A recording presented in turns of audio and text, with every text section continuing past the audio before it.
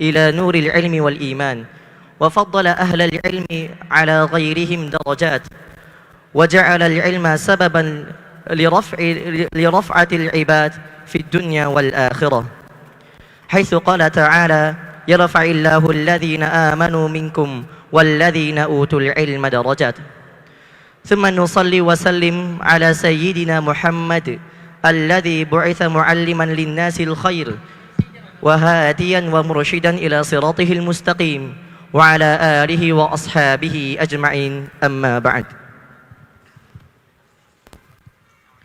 Segala puja, puji dan syukur kepada Rabb semesta alam yang telah melimpahkan kepada kita nikmat Islam, iman serta kesehatan, sehingga pada malam hari ini kita dapat berkumpul di Masjid Umar bin Khattab, Pesantren Intan Ilmu Barito Kuala, Kalimantan Selatan, dalam rangka mengikuti kajian bersama Fadilatul Ustaz Aminur Ba'id hafizahullahu ta'ala. Salawat dan salam selalu kita haturkan kepada baginda kita yang mulia, yaitu Nabi Muhammad sallallahu alaihi wasallam, yang telah membawa umatnya dari zaman jahiliyah menuju zaman yang penuh dengan hidayah.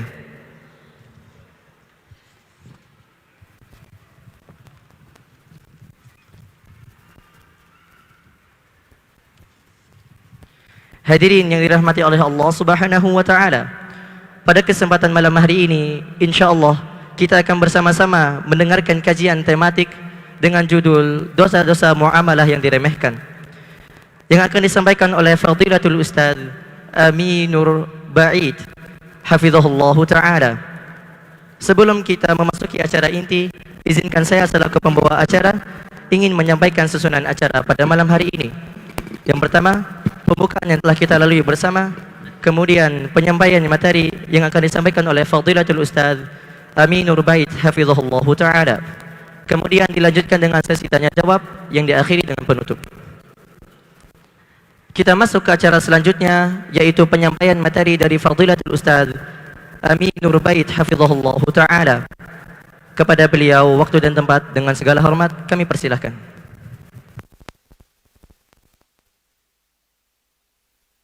Assalamualaikum warahmatullahi wabarakatuh.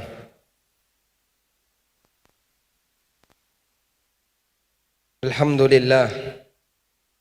Alhamdulillahilladzi hadana lihadza wa ma kunna linahtadiya laula an hadana Allah. Laqad jaa rusulu rabbina bil haqq wa nudu an tilkumul jannatu uristumuha bima kuntum ta'malun. Wa ashhadu an la ilaha illallah wahdahu la syarika lah. Wa ashhadu anna Muhammadan abduhu wa rasuluh. Salawatu rabbi wa salamu alaihi wa ala alihi wa ashabihi wa man sara ala nahjihi wa istanna bi sunnatihi ila yaumil qiyamah. Alhamdulillah, puji syukur kita haturkan kehadirat Allah Azza wa Jalla. Dialah zat yang mengendalikan hati para hambanya. Allah jadikan kita sebagai hamba yang mau terbuka untuk menerima ilmu, mau belajar, mau mendekat kepada Al-Quran dan hadis Nabi sallallahu alaihi wasallam. Di saat banyak orang yang tidak peduli dengan aturan agama, dan bahkan banyak sekali manusia yang mereka tidak mau untuk mendekat mempelajari aturan Nabinya sallallahu alaihi wasallam. Dan bahkan ini bagian dari tanda akhir zaman, sebagaimana yang pernah disabdakan oleh Nabi sallallahu alaihi wasallam.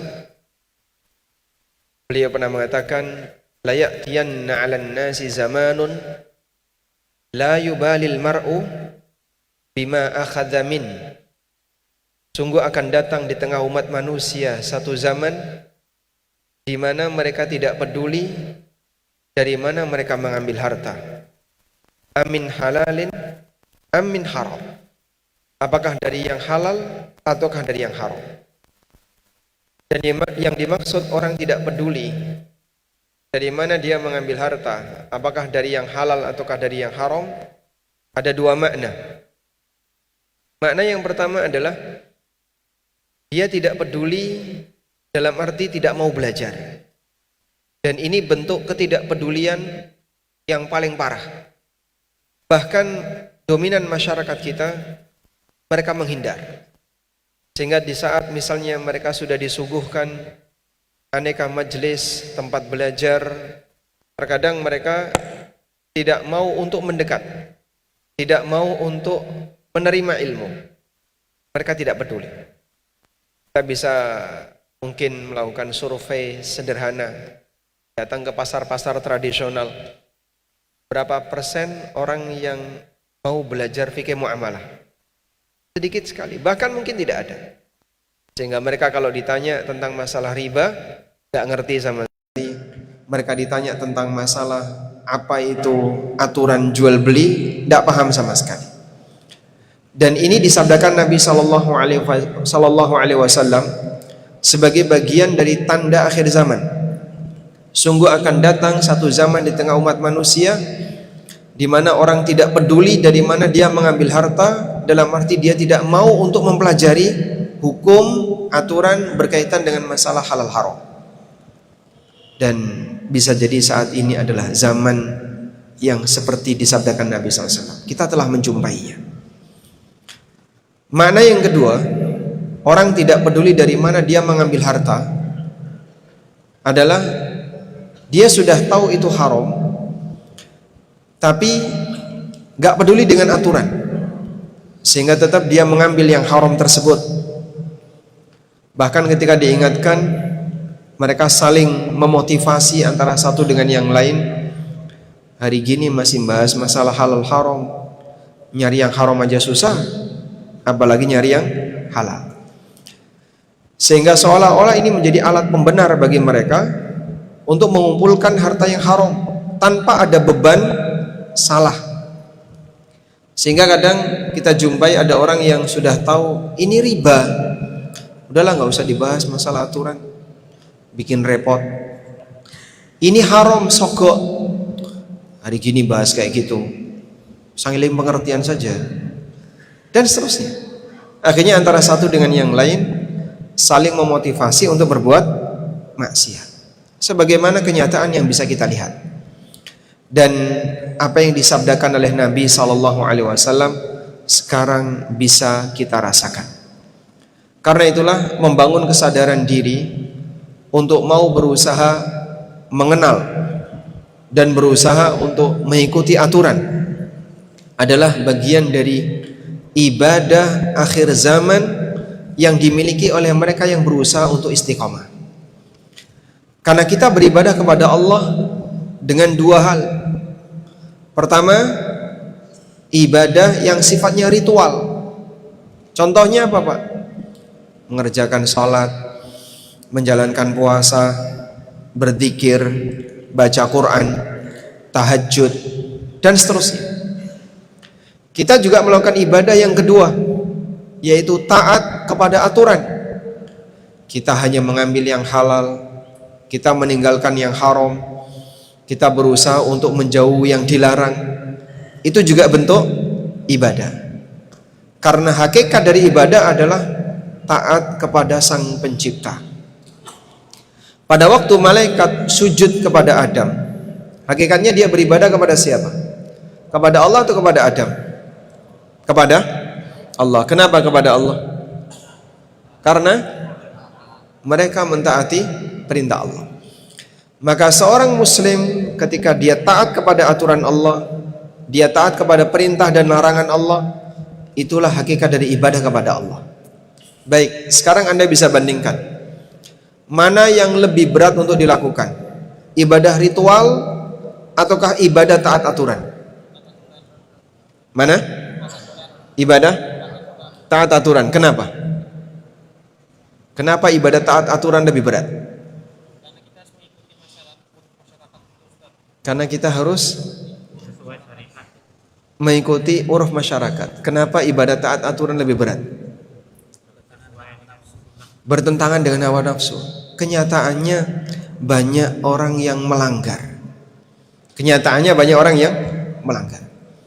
Sehingga kita bisa jumpai ada orang yang rajin tahajud, rajin puasa sunnah, tapi di saat yang sama rentenir dan pemain riba. Ada nggak? Banyak. Ada orang yang dia rajin ibadah, rajin umroh, rajin haji, tapi korupsi kuota haji. Ada? Apa itu? Dia rajin ibadah ritual tapi gagal ibadah taat aturan. Ada orang yang rajin baca tahlil, rajin baca yasin, rajin baca zikir, tapi di saat yang sama dia gemar joget-jogetan. Yang itu adalah melanggar aturan. Apa ini? Dia ibadah ritual tapi gagal ibadah taat aturan. Maka kalau ada orang yang komentar, katanya sholat bisa mencegah dari perbuatan keji dan mungkar, tapi kenapa banyak orang yang sholat namun di saat yang sama dia melakukan maksiat? Penjelasannya adalah di sana ada ibadah ritual dan ada ibadah taat aturan. Mereka yang rajin sholat tapi tidak taat aturan dengan banyak melakukan maksiat, berarti dia berhasil ibadah ritual tapi gagal ibadah taat aturan. Dan satu hal yang perlu kita pahami, bahwa ibadah ritual menjadi tidak ada nilainya apabila pelakunya tidak taat aturan. Ibadah ritual menjadi tidak bernilai jika yang bersangkutan tidak taat aturan. Ada banyak sekali dalil yang disebutkan oleh Nabi SAW tentang ini. Di antaranya, yang pertama, ada seorang sahabat yang datang kepada Rasulullah SAW dalam hadis riwayat Bukhari dari sahabat Abu Hurairah radhiyallahu anhu. Sahabat ini melaporkan, ya Rasulullah, inna indi jarah wa dzukira min siyamiha wa qiyamiha wa sadaqatiha. Diceritakan bahwasanya wanita ini rajin tahajud, rajin puasa sunnah, bahkan rajin sedekah. Walakin tu'dhi jiranaha bilisaniha. Tapi dia suka menyakiti tetangganya dengan lisannya. Apa kata Nabi SAW? La khaira fiha hiya finnar. Wanita seperti ini enggak ada nilai baiknya. Tidak ada nilai baiknya. Semua yang tadi diceritakan, rajin tahajud, rajin puasa sunnah, dianulir, dihilangkan oleh Nabi SAW, dan bahkan beliau katakan hiya finnar, dia di neraka. Sehingga ketika dia tidak taat aturan dalam bentuk suka melanggar hak orang lain berkaitan dengan kehormatan orang lain, dinyatakan oleh Nabi SAW sebagai manusia yang ibadah ritualnya nggak ada nilainya. Dalil yang kedua, Rasulullah SAW pernah ditanya oleh seorang sahabat, ya Rasulullah, ara'aita law qutiltu fi sabilillah ayukaffaru sayyiati? Ya Rasulullah, kalau aku terbunuh di jalan Allah, apakah seluruh dosa-dosaku akan diampuni? Kemudian Nabi SAW mengatakan, na'am. Summa sakata. Beliau menjawab, iya. Kemudian beliau terdiam. Tiba-tiba beliau mengatakan, ayu syai'in tas'al, apa yang tadi kau tanyakan? Ya Rasulullah, ara'aita in qutiltu fi sabilillah ayu kaffaru sayyiati? Ya Rasulullah, kalau aku terbunuh di jalan Allah fi sabilillah, apakah dosa-dosaku akan diampuni? Kemudian Nabi SAW mengatakan, na'am wa anta sabirun muhtasibun muqbilun ghairu mudbir illa ad-dain sarani Jibrilu anifan. Betul, seluruh dosa-dosamu akan diampuni selama kau sabar mengharap pahala dari Allah, terus maju dan tidak mundur, kecuali kalau kau punya utang. Baru saja Jibril membisikkan kepadaku pernyataan ini. Sehingga orang yang punya utang, yang ini berkaitan dengan hak orang lain yang belum diselesaikan, tidak bisa hilang dengan pahala mati syahid.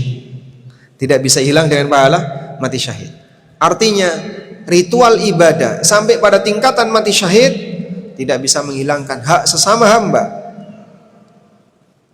tidak bisa menghilangkan utang yang belum selesai dan dibawa mati. Bagaimana lagi dengan mengambil harta orang lain dengan cara yang tidak legal? Dalil yang ketiga, Rasulullah SAW memperingatkan orang yang puasa tapi tidak berkualitas. Berpuasa tapi di tengah puasa dia banyak berbuat maksiat alias melanggar aturan.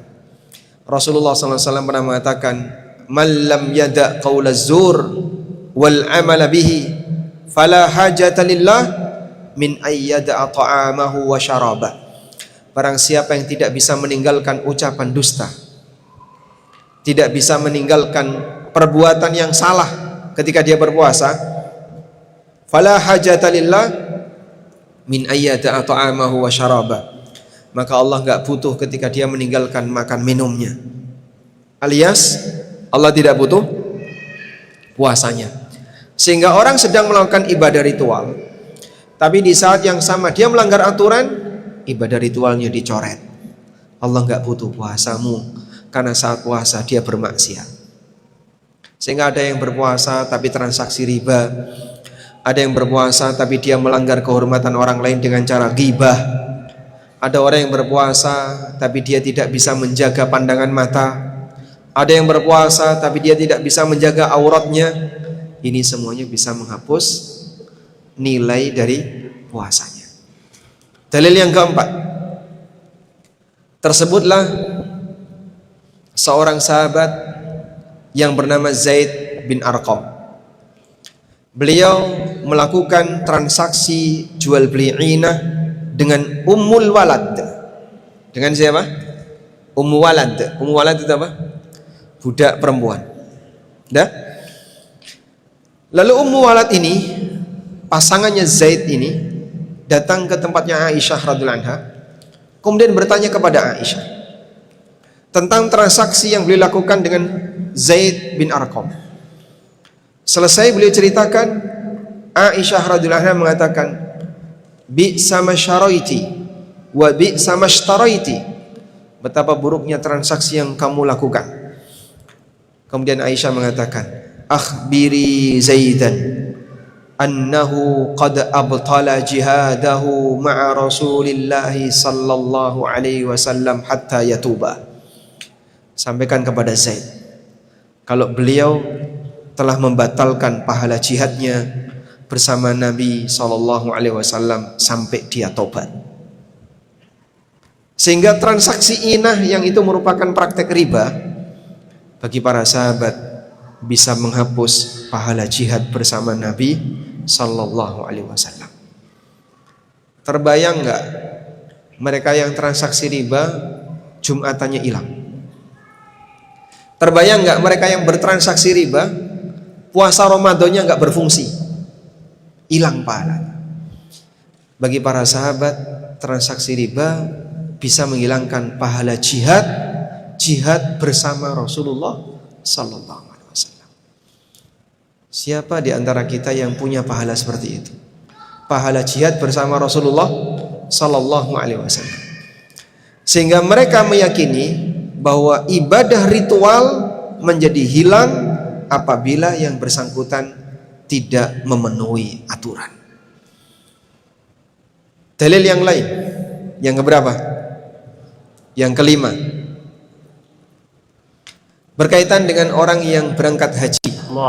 Meskipun hadis ini dinilai sebagai hadis yang dhaif oleh para ulama, hadis riwayat Ad-Daruqutni, bagi mereka yang berangkat haji tapi dengan menggunakan harta yang haram, pada saat dia sampai di tanah suci, lalu dia mengatakan labbaik Allahumma labbaik, qala rabbul izzah, dibalas oleh Allah subhanahu wa ta'ala, la labbaika wa la sa'daik, enggak ada labbaik untuk kamu, enggak ada labbaik untuk kamu. Orang ini mengucapkan labbaik Allahumma labbaik, menyatakan diri, aku sambut panggilanmu ya Allah, aku sambut panggilanmu. Enggak ada sambutan panggilan, enggak ada labbaik untuk kamu.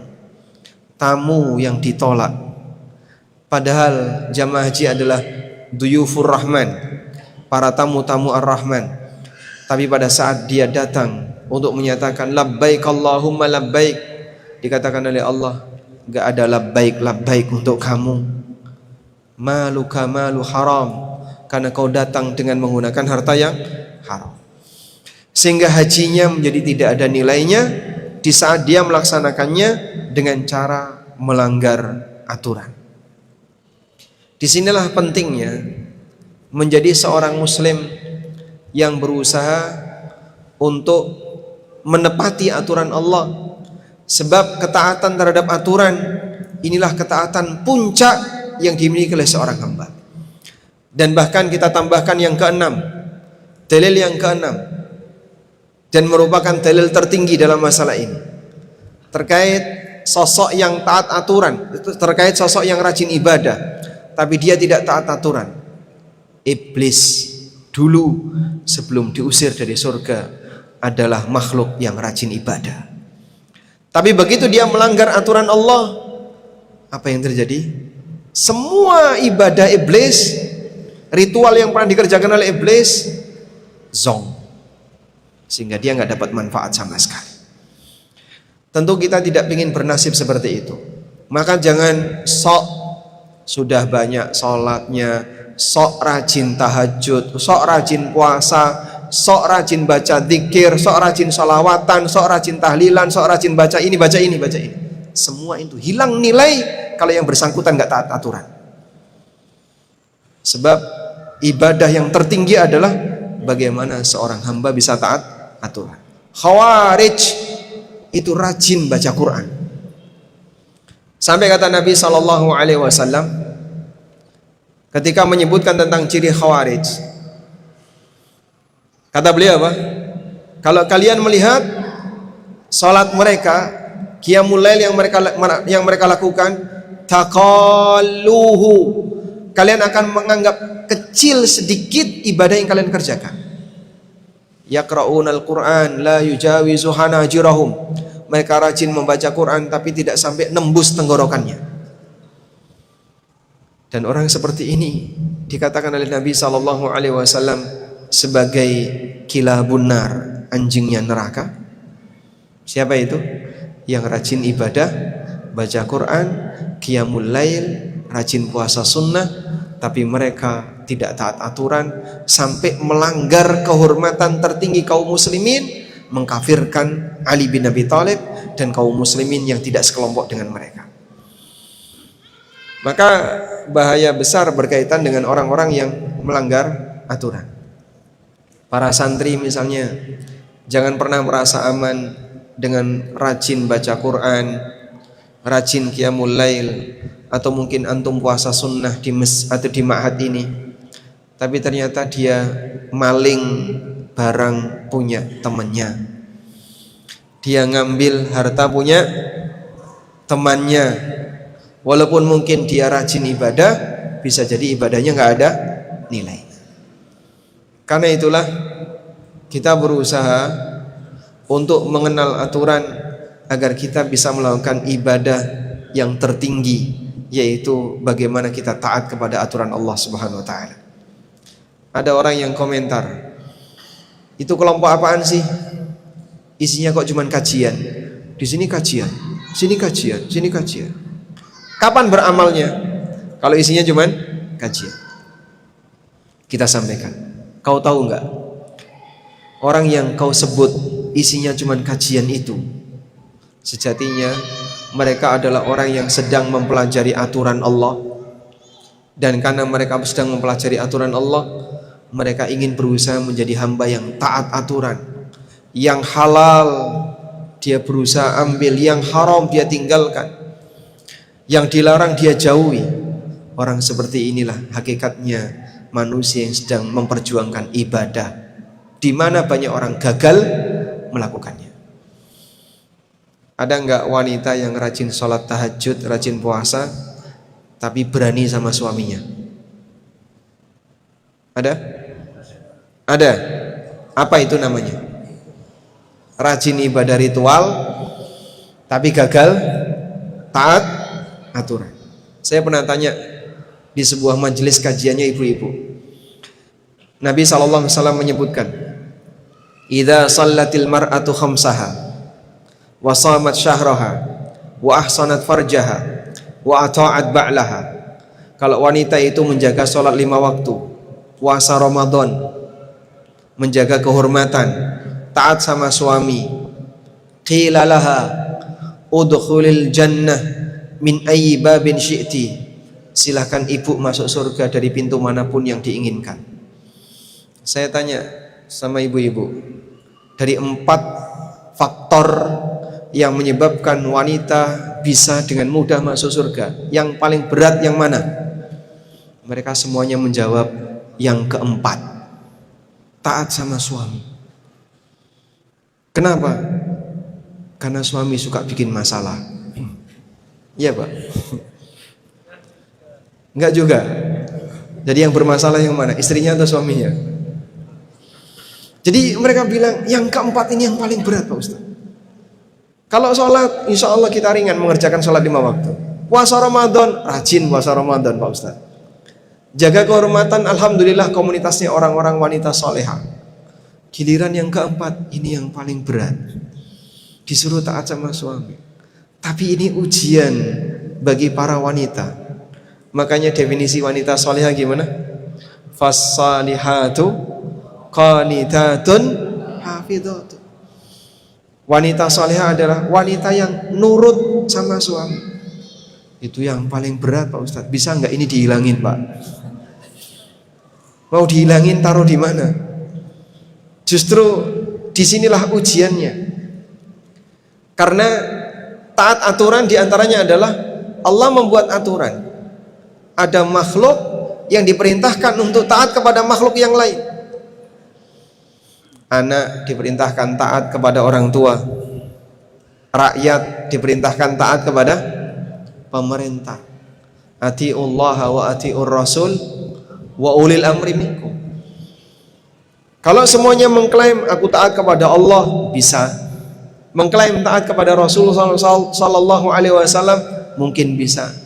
Begitu dikasih ujian, sekarang kau taati ulil amri. Nah, di sini berat. Kok enak jadi ulil amri? Taat pada suami, kok enak jadi lelaki?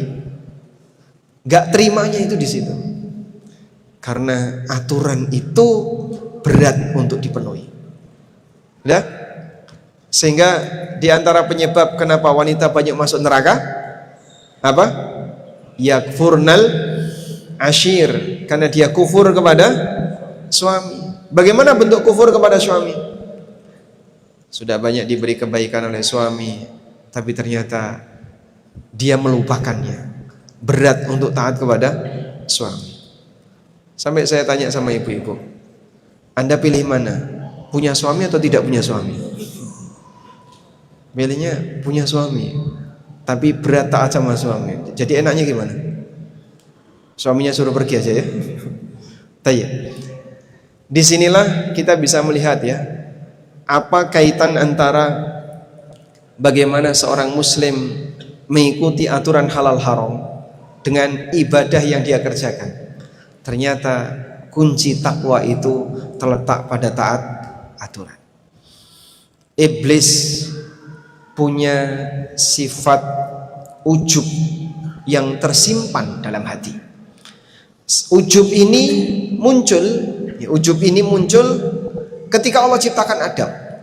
Sebelum Allah ciptakan Adam, ujub ini nggak kelihatan, sehingga tidak ada peristiwa yang bisa membuat ujubnya iblis itu timbul di permukaan.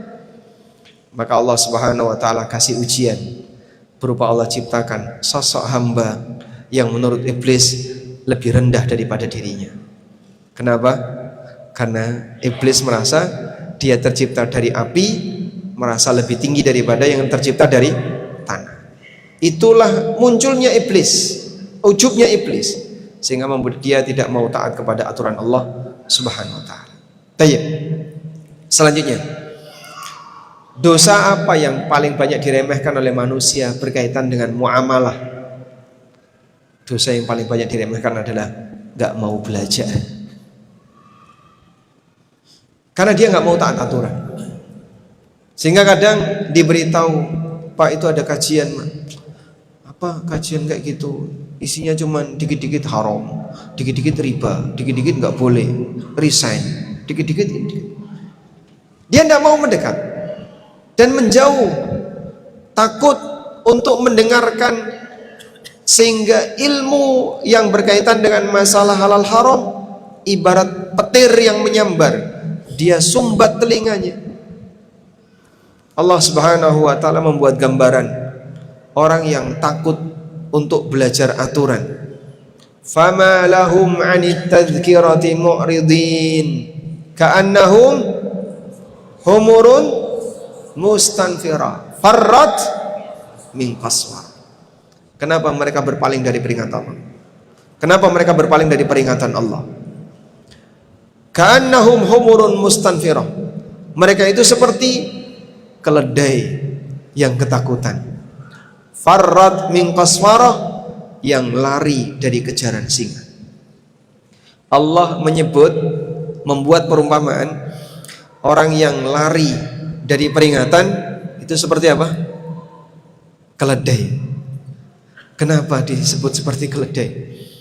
Karena dia tergambar seperti sosok makhluk yang bodoh, yang lari dari kejaran singa. Kebayang nggak keledai yang lari dari kejaran singa? Begitu lihat singa dari kejauhan sudah langsung lari. Baru lihat poster kajian sudah langsung, ini kajian apaan? Isinya cuma vonis dilarang, jangan datang ke sini, radikal. Sehingga baru lihat poster, dia belum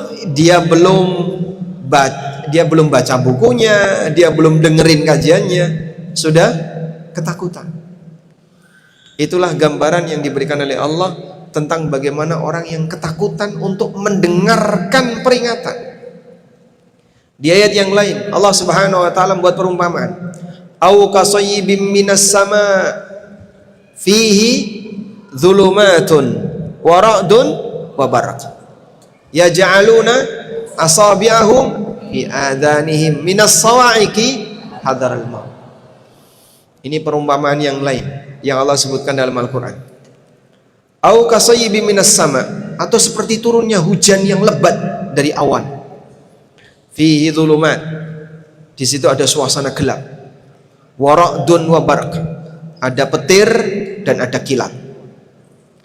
Yaj'aluna asabi'ahum fi adanihim minas sawa'iq, mereka tutupi telinganya dengan jari mereka, minas sawa'iq, ketika ada petir.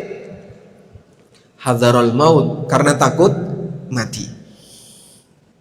Ibnu Qayyim rahimahullah punya satu buku tipis ya, judulnya Al-Amthal fil Quran, aneka perumpamaan dalam Al-Quran, menjelaskan tentang ayat-ayat al-amthal, ayat-ayat perumpamaan. Dan salah satu di antara yang beliau bahas adalah ayat ini. Beliau menyampaikan, ayat ini menjelaskan tentang kondisi orang munafik. Allah buat gambaran seperti hujan turun yang deras.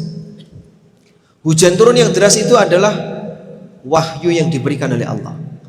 Karena ilmu itu seperti air, sedangkan tanah seperti apa? Hati manusia.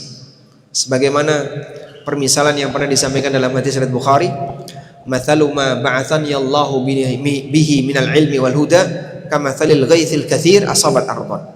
Perumpamaan ilmu yang Allah Subhanahu wa taala berikan kepadaku itu seperti hujan turun yang turun di muka bumi, hujan lebat yang turun di muka bumi.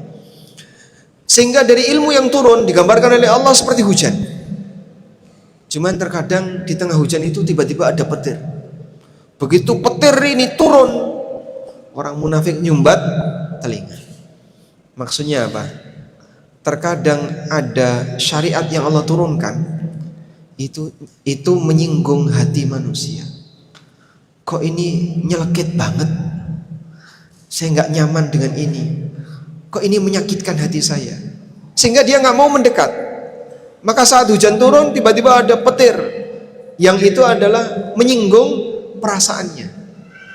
Terkadang dalam sebuah kajian, ini ustadz lagi nyinggung saya. Akhirnya dia pergi, nggak mau dengerin. Itu gambaran seperti hatinya orang munafik yang dia takut ketika disinggung kesalahannya. Takut disinggung kesalahannya. Takut disinggung kesalahannya sehingga dia sumbat telinganya. Jangan dekat. Dan ada sebagian orang yang seperti itu.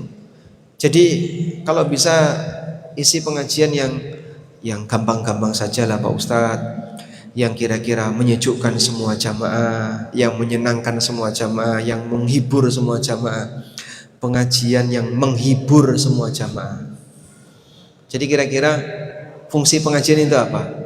Menghibur atau memberi peringatan? Yang tepat yang mana? Yang menghibur atau yang memberi peringatan? Yang mana? Ajibu. Seharusnya yang mana Pak? Ya? Yang menghibur ya. Pak Ustadz tolong kasih pengajian yang menghibur. Baik, kalau begitu saya undang pelawak saja. Nanti stand up komedi jadi. Maka yang dia cari, memang mereka mau dengerin pengajian. Wong aku ya rajin pengajian kok Pak Ustadz. Tapi saya pilih dai-dai yang menghibur. Nah dai yang menghibur ini nggak berani Pak kok nyinggung, nggak berani nyinggung riba, nggak berani nyinggung transaksi haram, praktek yang dilarang dan seterusnya. Karena nanti takut kehilangan jamaah. Ini kalau saya bahas ini Pak, bubar mereka Pak. Pernah satu ketika saya ngisi Jumatan di sebuah masjid provinsi.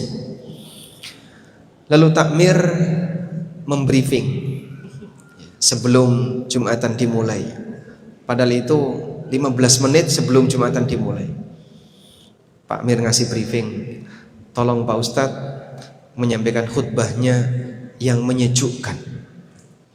Siap. Lalu saya berpikir tema apa kira-kira yang bisa saya sampaikan? Karena peringatannya baru saja ya. Kalau di WA sehari kemarin kan mungkin saya bisa siapkan materi yang kira-kira cocok untuk semua.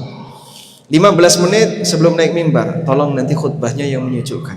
Baik Pak, siap, insya Allah saya sampaikan khutbah yang menyejukkan. Maka saya sampaikan khutbah dengan tema fikih hujan.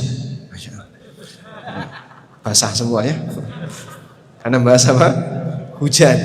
Dan bagaimana kaitan hujan dengan gambaran hidayah yang Allah Subhanahu wa taala berikan kepada hambanya. Tayyib. Karena tidak semua orang siap dengan itu. Sudah masuk waktu Isya, kita akan dengarkan adzan terlebih dahulu. Wassallallahu ala nabiyyina Muhammadin wa ala alihi wa sahbihi wasallam.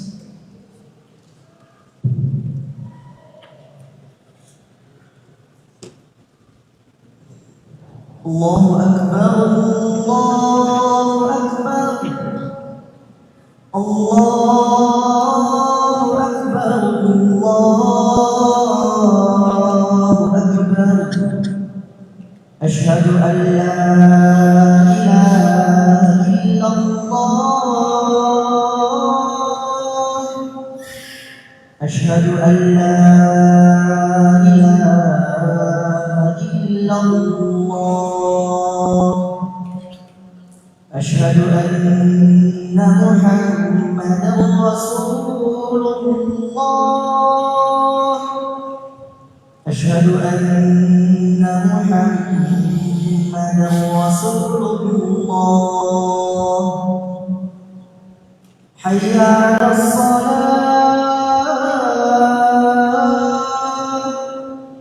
Hayya 'alas salat.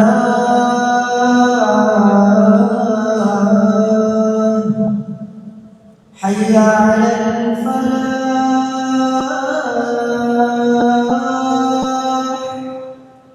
حي على الفلاح.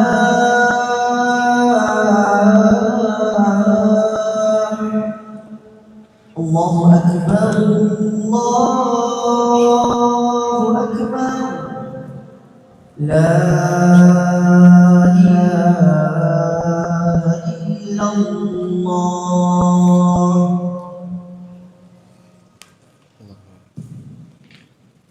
Allahumma shalli ala Muhammad.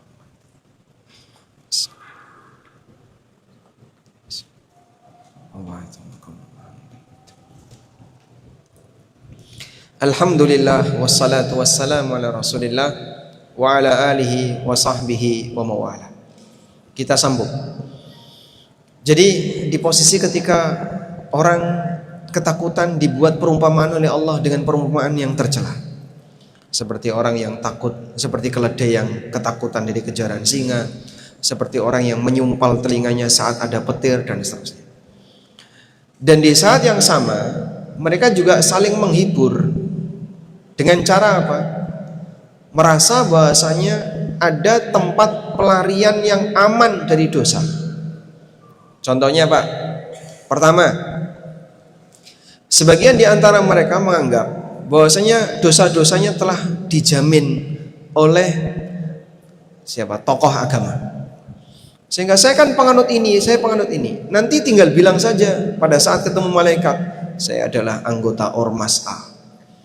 Lalu dia merasa aman. Saya sudah ditunggu oleh musyrif saya di pintu surga, Masya Allah. Dan ada petugas panitia akhirat. Maka siapa yang berbaiat kepada panitia akhirat nanti akan dibantu ketika di padang mahsyar. Ini apa Pak? Akidah yang sangat berbahaya. Dia membawa akidah Nasrani ke tubuh kaum muslimin. Sehingga apa yang menyebabkan orang itu jadi merasa meremehkan perbuatan dosa dan kesalahan? Karena dia menganggap sudah ada yang menjamin. Apa keyakinan Nasrani? Sudah ada sang juru selamat. Sehingga mau rajin ke tempat ibadah maupun tidak rajin, hasilnya sama. Antara yang rajin dan yang tidak rajin hasilnya apa? Sama. Ini kan bahaya Pak. Maka kalau sampai ada orang yang berceramah, dia menyampaikan bahwa nanti akan ada penjamin hidupmu, penjamin kamu di akhirat. Siapa yang jamin? Ormas. Yang menjamin siapa? Tokoh masyarakat. Yang menjamin siapa lagi? Ulama kamu. Subhanallah. Siapa yang bisa menjamin? Padahal Al-Quran berkali-kali menegaskan, wala taziru waziratun wisra. Tidak ada satupun orang yang dosanya ditanggung oleh orang lain. Sehingga kita tidak boleh berpikir suami nanggung dosa istri, orang tua nanggung dosa anak, ustadz nanggung dosa jamaah, nabi nanggung dosa umat. Ini semuanya salah. Bahkan dalam Taurat sudah ada pernyataan, tidak ada ceritanya nabi nanggung dosa orang lain. Tidak ada. Kau Ustaz tahu isi Taurat dari mana? Karena Al-Quran menceritakan, am lam yunabba bima fi suhufi Musa wa Ibrahim alladhi waffa alla taziru maziratu wizra ukhra wa an laysa lil insani illa ma sa'a. Apakah mereka belum mendapatkan cerita tentang apa yang ada dalam suhuf Musa dan suhuf Ibrahim yang telah memenuhi komitmennya? Apa isinya? Alla taziru waziratun wizra ukhra. Tidak ada orang yang bisa menanggung dosa orang lain. Wa allaisa lil insani illa ma sa'a.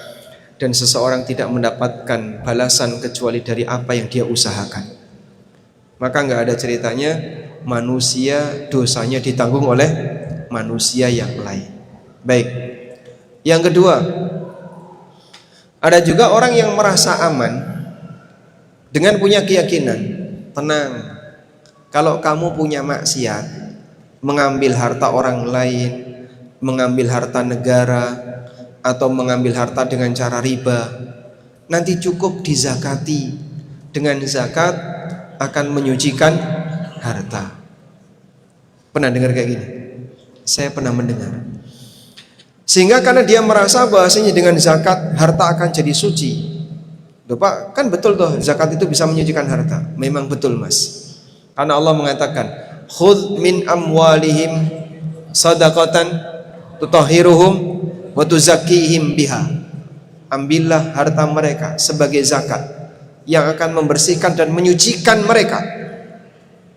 Tapi kita perlu ingat, zakat dari harta haram tidak diterima. Zakat dari harta haram tidak diterima. Nabi SAW pernah bersabda dalam hadis riwayat Bukhari Muslim, innallaha la yaqbalu salatan bighairi tuhur wala sadaqatan min ghulul. Allah tidak menerima salat tanpa bersuci, dan Allah tidak menerima zakat dari hasil ghulul. Harta ghulul itu apa? Harta khianat. Harta khianat itulah harta ghulul. Sehingga dia mengambil harta milik orang lain, harta milik umum, harta umat, harta rakyat, harta yayasan, harta lembaga untuk kepentingan pribadi. Ini semuanya kalaupun dikeluarkan zakatnya tidak diterima. Karena Allah tidak menerima zakat dari harta ghulul. Baik. Syubhat yang ketiga, alasan yang ketiga. Tenang saja. Nanti kalau kita punya maksiat, cukup dipakai sholat, dosanya hilang. Bukankah sholat bisa menghapus dosa? Innal hasanat yudhibnas sayyiat, dzalika dzikra lidzakirin. Sesungguhnya amal soleh bisa menghapus maksiat, bisa menghapus dosa.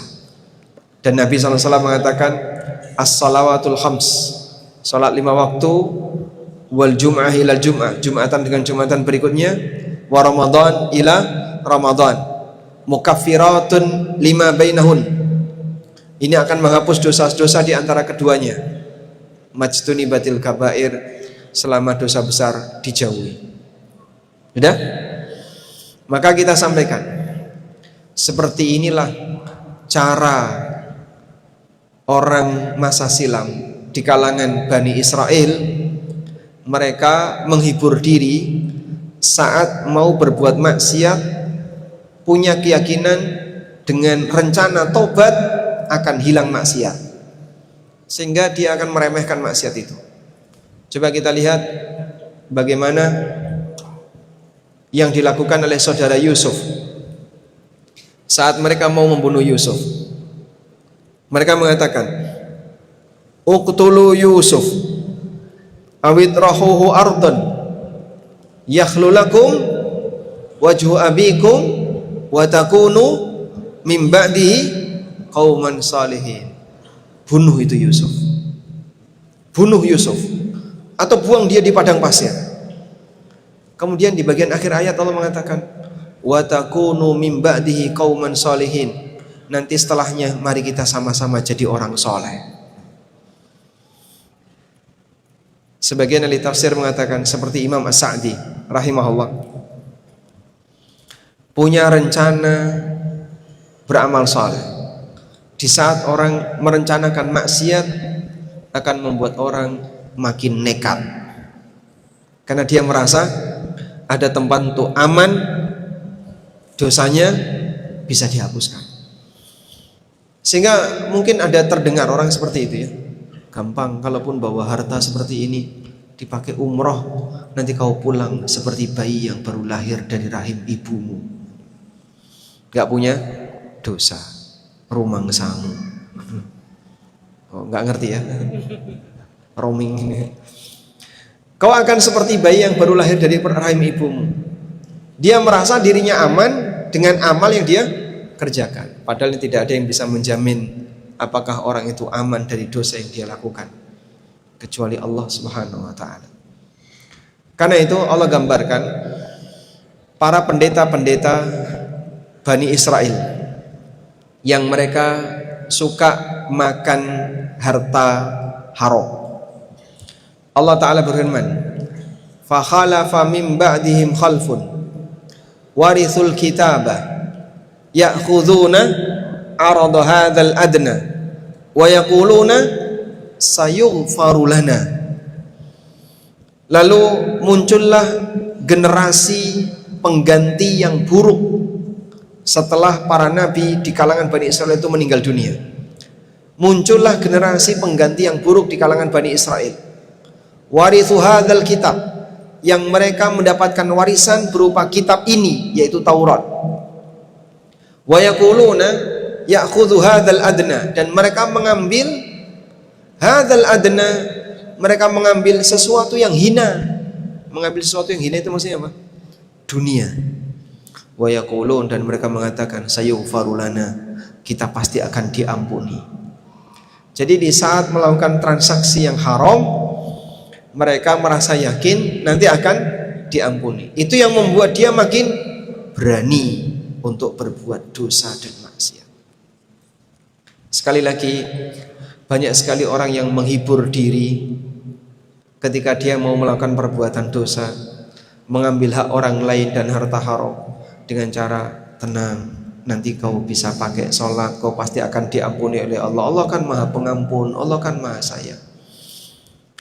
Saya pernah menyampaikan ceramah ya tentang haramnya salaman dengan lawan jenis sebagai peringatan hati-hati saat Lebaran Idul Fitri. Jangan salaman dengan yang bukan mahram. Tiba-tiba ada yang berkomentar, aku merasa yakin kalau Allah itu maha pengampun. Maksud lo jadi nggak apa-apa? Kok kayak gitu? Makanya Allah kasih peringatan ya. Orang yang terlalu besar harapan dengan nama Al-Ghafur Ar-Rahim, ini adalah manusia yang tertipu dengan pemurahnya Allah. Ya ayyuhal insan, ma gharraka birabbikal karim. Wahai manusia, apa yang menyebabkanmu tertipu dengan kemurahan Rabbmu, sehingga selama ini saya kayak gini-gini juga tetap sehat walafiat, nggak sakit, hidupku bahagia. Namanya apa ini? Istidraj. Namanya apa? Istidraj. Dia diapain? Diapain, Pak? Bahasa Banjarnya apa istidraj itu? Hah? Dilajurkan. Dibiarin tenggelam dalam maksiat dalam keadaan dia merasa hidupnya nyaman, sentosa, bahagia. Karena keyakinan bahasanya hukuman itu diberikan oleh Allah tunai di dunia, ini tidak benar. Allah hanya akan memberikan hukuman dan balasan tunai di mana? Di akhirat. Wattaqu yawman turja'una fihi ilallah thumma tuwaffa kullu nafsin ma kasabat. Sehingga hukuman dan balasan baik kebaikan maupun keburukan itu hanya akan disempurnakan di mana? Di akhirat, bukan di dunia. Pak, lihat itu Pak, yang katanya rajin pengajian, orangnya soleh, hidupnya melarat gitu kok Pak, kerjaannya nggak nentu, sakit-sakitan, padahal katanya dia orangnya rajin kajian. Itu buktinya kalau dia adalah orang yang melarat hidupnya. Nabi Ayub alaihissalam orang yang taat, tapi beliau diuji oleh Allah dengan ujian melarat. Maka standar kehidupan dunia tidak bisa dijadikan sebagai acuan.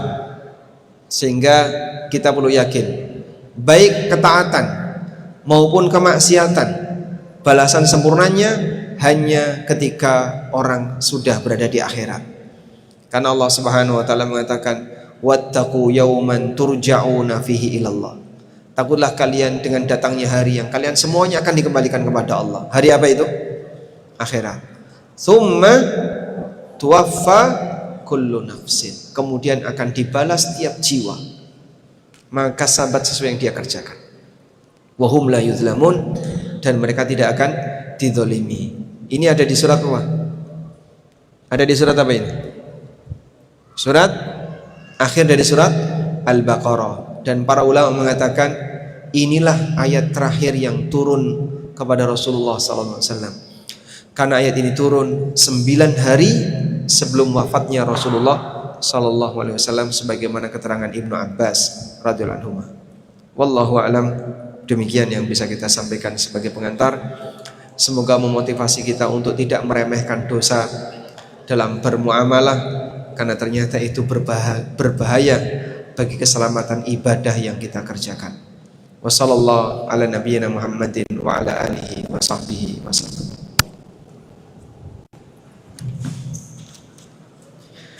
Kita ucapkan jazakumullahu khairan wa barakallahu fikum atas ilmu yang telah disampaikan. Kemudian kita beranjak ke acara selanjutnya, yaitu sesi tanya jawab. Kepada para hadirin yang ingin bertanya dipersilahkan. Fadhal.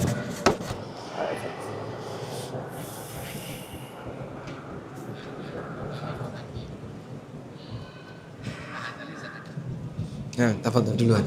Langsung. Kasih mikrofon. Jangan. Sampai nggak nyampe.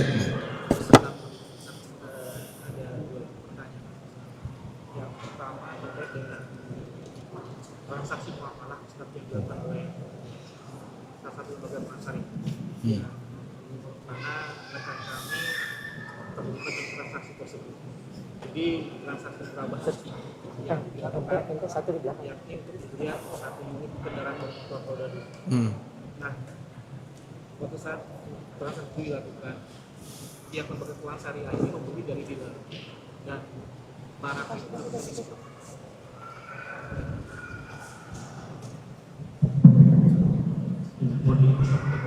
Ya. Ada beberapa transaksi ini terkait dengan transaksi muamalah yang dilakukan oleh salah satu lembaga keuangan syariah. Jadi ada rekan Ana Ustadz yang melakukan transaksi murabahah untuk pembelian satu unit kendaraan bermotor, dan waktu saat itu lembaga keuangan syariah membeli dari dealer, Ya. dan dia mendapatkan diskon. Dapat diskon. Iya. Terus saat itu juga transaksi dilakukan, namun diskon ini oleh lembaga keuangan syariah dijadikan sebagai keuntungan dan tidak menjadi sebagai pengurang harga perolehan. Ya. Nah, ini kami ingin mengetahui bagaimana dari sisi syariat, apakah ini sudah memenuhi ataukah dalam artian akad transaksi murabahahnya itu batal. Ya. Karena secara kebetulan rekan An ini menanyakan bagaimana kaidahnya. Mungkin dia juga membaca bagaimana transaksi murabahah itu mekanismenya. Ya. Mungkin bisa dijelaskan mengenai hal ini Ustaz. Baik. Yang pertama. Masya Allah. Terus yang kedua, izin Ustaz, tanggal 1 Juni ini ada keluar lagi regulasi Ustaz, Ya. dari regulator terkait dengan mungkin pertanyaan yang mengulang atau pertemuan sebelumnya dengan Ustaz juga, yakni regulasi untuk pelaku usaha yang melakukan ekspor Ustaz. Nah. Dipisah hasil ekspor sumber daya alam. Tanggal 1 Juni ini disebutkan bahwa wajib setiap devisa hasil ekspor yang diterima oleh pelaku usaha itu wajib ditempatkan selama setahun malah. Wajib apa? Ditempatkan Ustadz. Ditempatkan? Di rekening khusus. Di rekening khusus. Iya, 50% Ustadz selama setahun. Dan itu Berarti kan nanti mengendap dulu. pengendap wajib Ustadz selama setahun. Dalam Mengendap di rekening siapa ini? rekening pemerintah, dan ini wajib ditempatkan Pemerintah. di rekening Bank Himbara, Bank? Bank Himpunan Bank Pemerintah. Perhimpunan Bank Pemerintah. Iya. Ini kan sedikit banyaknya pun juga kita dari sisi transaksi pasti akan ada pengaruhnya dengan cash flow kami Ustaz. Iya, mempengaruhi cash flow. Iya, 50% itu lumayan. Iya. Nah, kami ingin mengetahui bagaimana kami menyikapi hal ini, karena sampai sekarang pun juga rekan-rekan Bank Syariah belum ada memiliki transaksi produk mengenai hal ini. Iya. Yang mana kalau 50% itu ditempatkan di bank pemerintah, mereka menawarkan produk back to back Ustaz. Back to back. Iya. Cash collateral credit. Cash, Collateral credit. collateral credit, oke. Iya, dari yang kita simpan itu dipinjamin lagi ke kita. Oh gitu. Dan nanti ada bunganya tentu. Iya. Bagaimana menyikapi hal ini, dan terkait tadi yang disampaikan oleh Ustadz, kita pun juga wajib taat dengan ulil amri Masya terkait Allah. dengan regulasi. Bagaimana menyikapi hal ini? Mohon penjelasannya. Jazakallahu khair, barakallahu fiik. Masya. Baik. Coba kita bahas yang pertama dulu ya.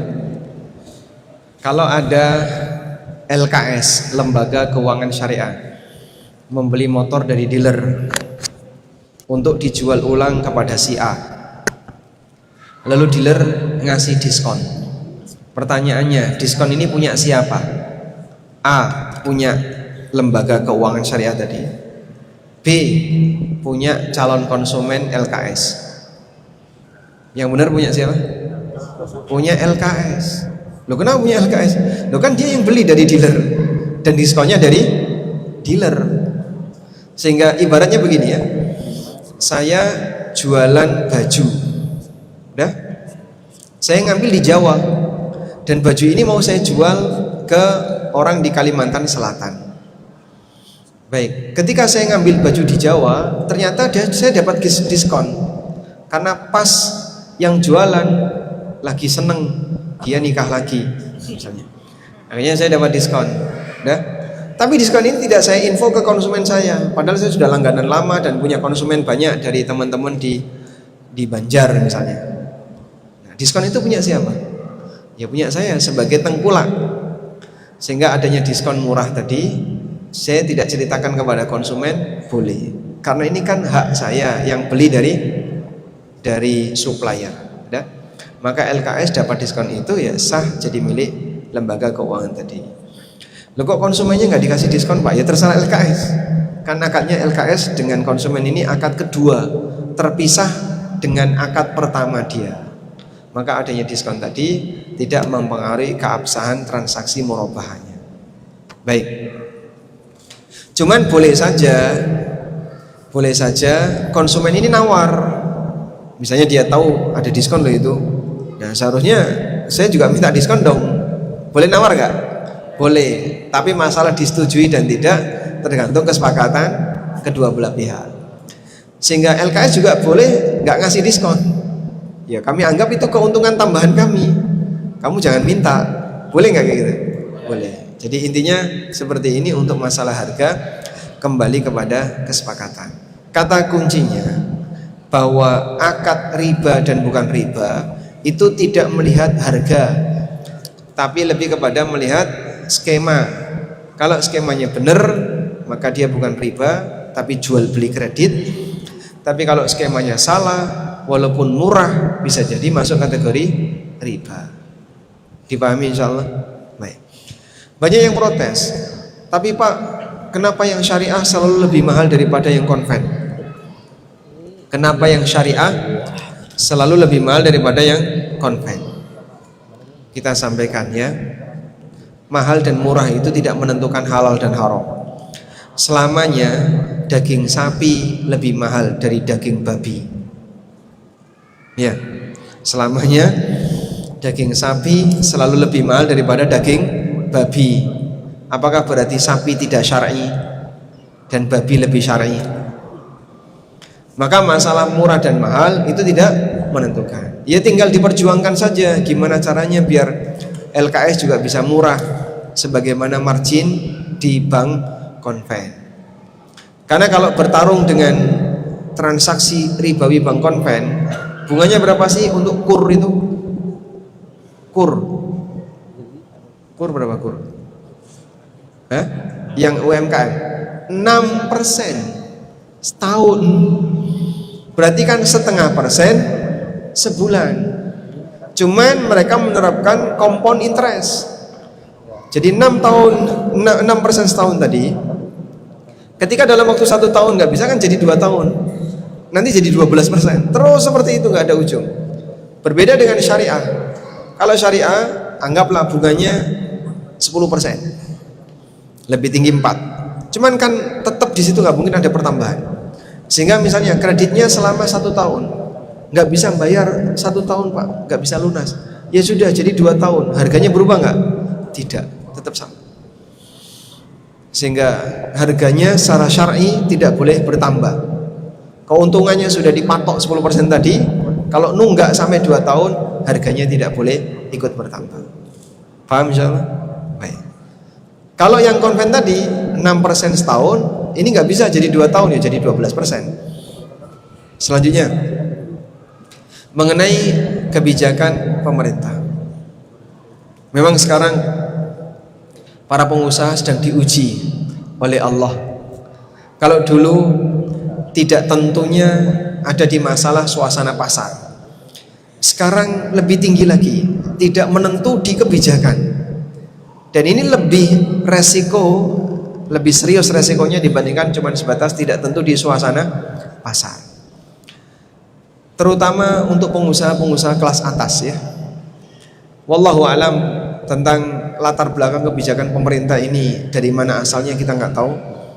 Namun kalau bicara bagaimana kira-kira nasihat dan solusi syar'i berkaitan dengan hal ini, kita memang diajarkan untuk taat kepada pemerintah sesuai dengan aturan yang mereka berikan, walaupun mungkin aturan itu menyudutkan bagi rakyat, sehingga memberatkan bagi sebagian orang. Pak, jadinya kita itu ribet banget ya Pak. Di sini tidak boleh, di sini tidak boleh, di sini selalu terbentur dengan ini, terbentur dengan regulasi ini terbentur dengan regulasi ini terbentur dengan regulasi ini. Kami menyampaikan, yang membuat regulasi itu, kalau kita ajari tentang fikih muamalah, mereka itu bilang aturan syariat kok repot toh. Padahal mereka di saat yang sama ngerepoti yang lain. Sama nggak? Ya, di saat yang sama dia suka bikin repot dengan regulasi, tapi ketika kita kasih penjelasan tentang masalah aturan syariat, mereka komentar ngerepoti. Jadi mereka tidak mau direpoti oleh syariat, tapi mereka senang ngerepoti orang lain. Apakah seperti itu Pak Ustaz? Katanya demikian. Karena kenyataannya mereka ketika diajak belajar muamalah juga nggak mau ya. Saya punya buku yang cukup ditakuti ya. Judulnya Fikih ASN. Nggak mau baca. Padahal Nabi SAW sudah ngasih peringatan. Allahumma shkuk, Allahumma man waliya min amri ummati syai'an fashaqqa alaihim fashkuk alaih. Doa buruk yang diberikan Nabi SAW. Ya Allah, siapapun yang ngurusi urusan umatku, apapun itu, baik urusan perdagangan, urusan perizinan, urusan A, urusan B, urusan administrasi, fasyaqqa alaihim, lalu dia ngerepoti masyarakat, fashkuk alaih, buat hidupnya repot. Jadi ini ancaman berbahaya, karena ketika dia didoakan keburukan oleh Nabi SAW, menunjukkan kalau perbuatan ini adalah dosa besar. Dan nanti ancamannya bisa jadi berlaku di dunia dan juga belum ancaman di akhirat. Makanya mohon yang barangkali mendengar ya nasihat-nasihat semacam ini, kita berikan nasihat untuk semuanya, baik bawahan maupun atasan. Karena terkadang ada sebagian yang komentar, kok Ustadz selalu menyudutkan rakyat?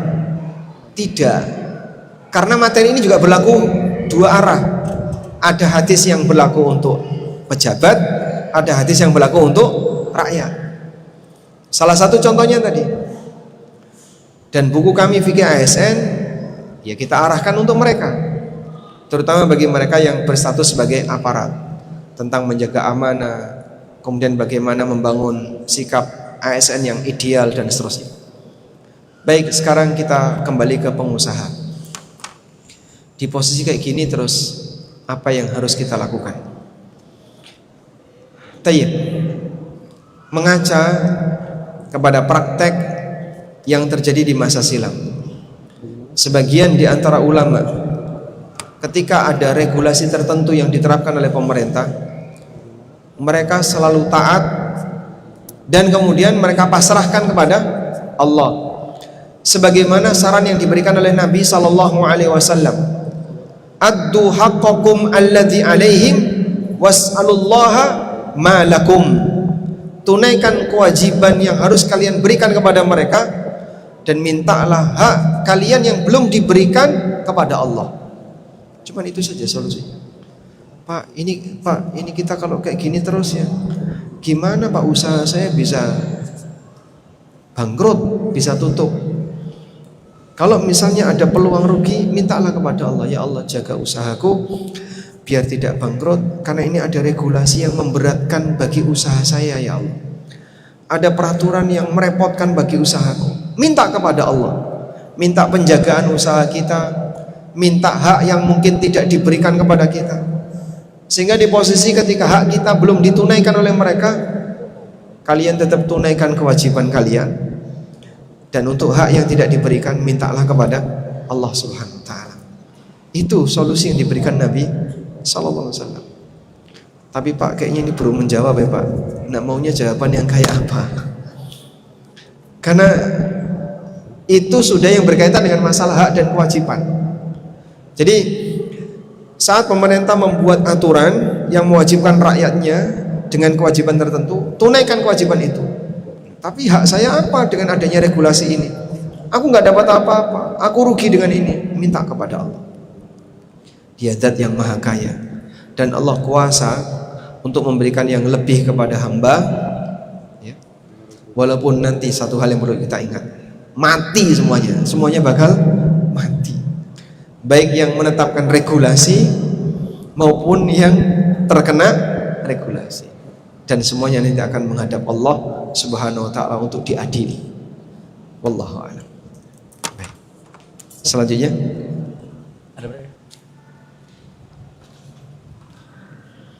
ya. Assalamualaikum ya Ustaz.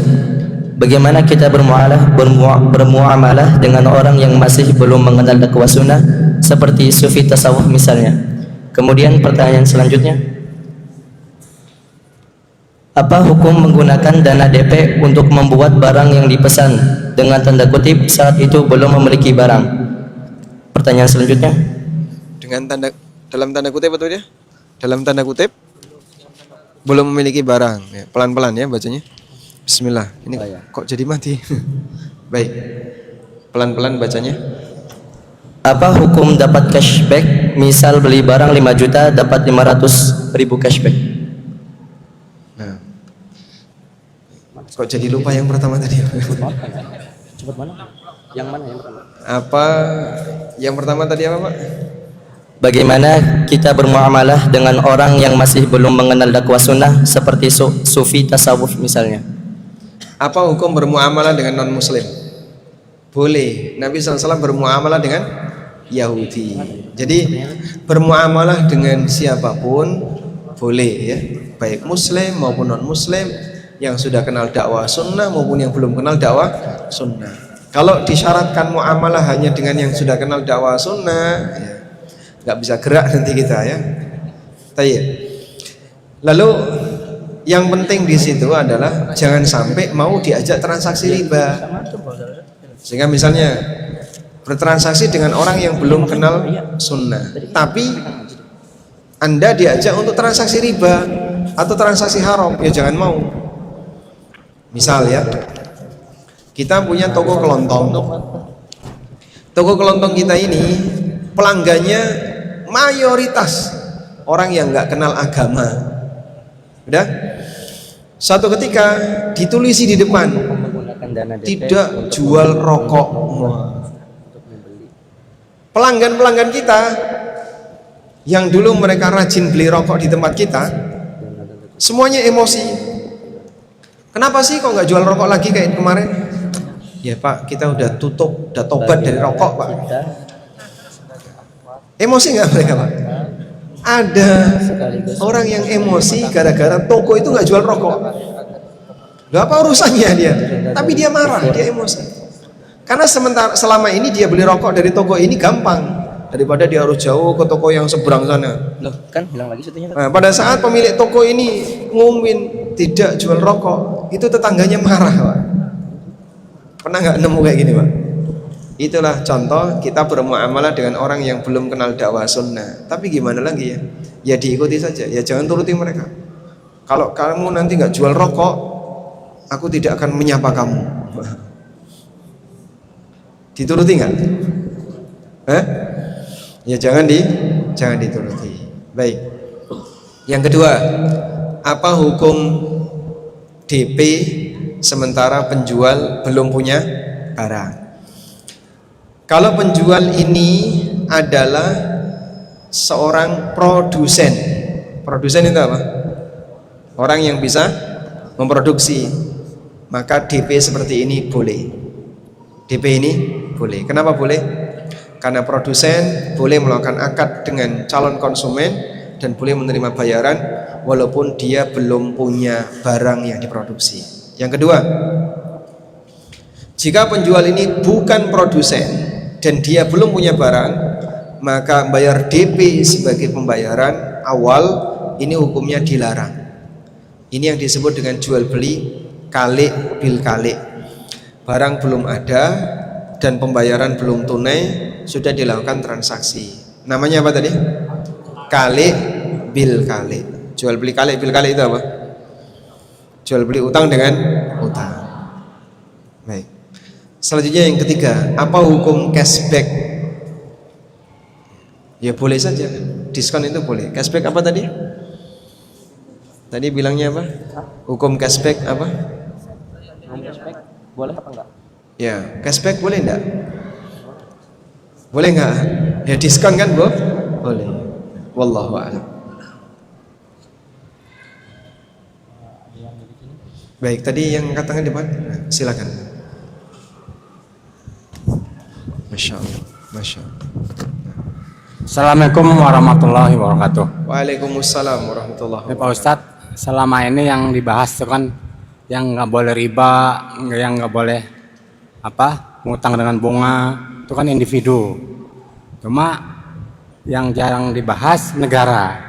Negara ini kan punya utang, tentu saja dia bayar bunga. Ya. Nah itu kan. Lalu negara juga melanggengkan sistem riba. Bank-bank semuanya riba, semuanya berlaku riba, sehingga yang non riba ini kejepit lah, misalnya kejepit. Nah pertanyaannya, apakah negara menanggung dosa rakyat? Itu satu. Yang kedua, tema-tema yang disampaikan Pak Ustadz ini bagus, menambah ilmu, tapi di sekitar area Banjarmasin itu jarang didapati Pak Ustadz tema-tema yang bermutu seperti ini. Kebanyakannya itu tematik terus, sehingga dianggap kita ini bodoh melulu jemaah nih. Padahal kita udah bertahun-tahun di masjid itu, udah bertahun-tahun kita sampaikan saran, Pak gimana kalau materinya ini ditingkatkan lah. Apa jawabannya? Ini kan cuma memicu saja. Kalau kamu pemicu maksudnya ya awal untuk belajar. Kalau kamu mau yang lebih dalam ya mondok aja. Kita ini kan udah tua Pak Ustadz. Gimana mondok lagi, habis waktunya nih. Gitu Pak Ustadz. Jadi tema yang disampaikan, harapan kita mendapat ilmu seperti ini itu jarang Pak Ustadz di Banjarmasin ini. Hampir tidak ada ya. Ya tematik melulu lah, gitu aja Pak Ustadz. Terima kasih. Wassalamualaikum warahmatullahi wabarakatuh. Assalamualaikum warahmatullahi wabarakatuh. Baik.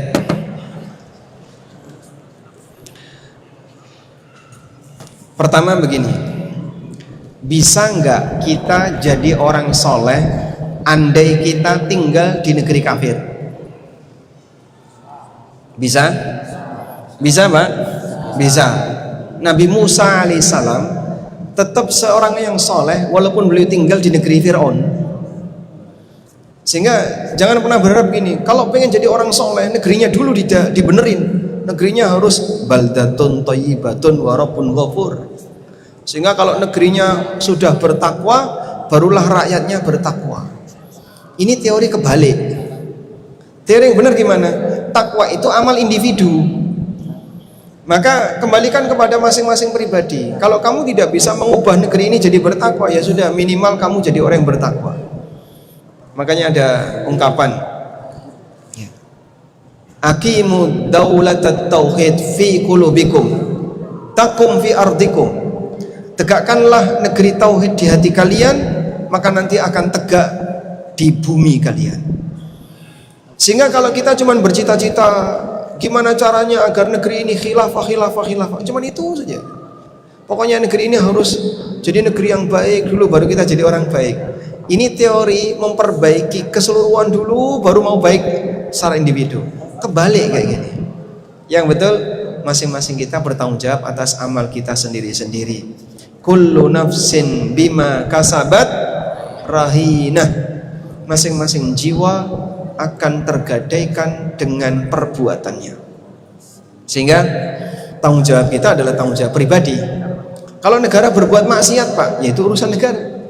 Nah sekarang pertanyaannya, jika negara menerapkan sistem riba tadi ya, lalu masyarakat di bawahnya akhirnya bertransaksi riba, apakah negara juga bertanggung jawab dengan dosa rakyat?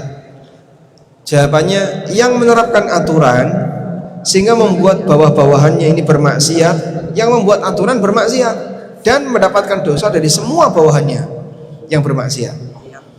Jadi misalnya kepala perusahaan membuat peraturan semua karyawan dilarang berjilbab. Ini aturan yang salah atau benar? Salah atau benar? Benar ya, karena yang berjilbab itu karyawati ya.